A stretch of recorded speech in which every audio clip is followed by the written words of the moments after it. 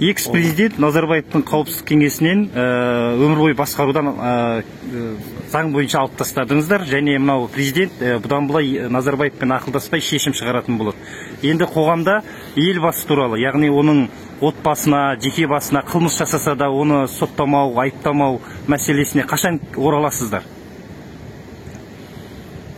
Енді барлығы өзі былайша айтқан кезде кезек-кезегімен, орын-орынмен болып жатыр ғой. Мысалы үшін барлық нәрселердің бір орны, уақыттар болар.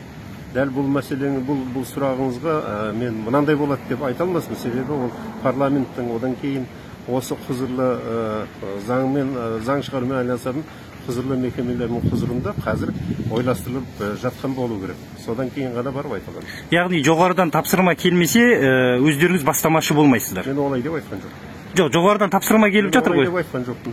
Мен сіздерге бүйтіп айтқан жоқпын ғой. Қазір жалпы барлығы кезең-кезегімен болып жатқан тірлік.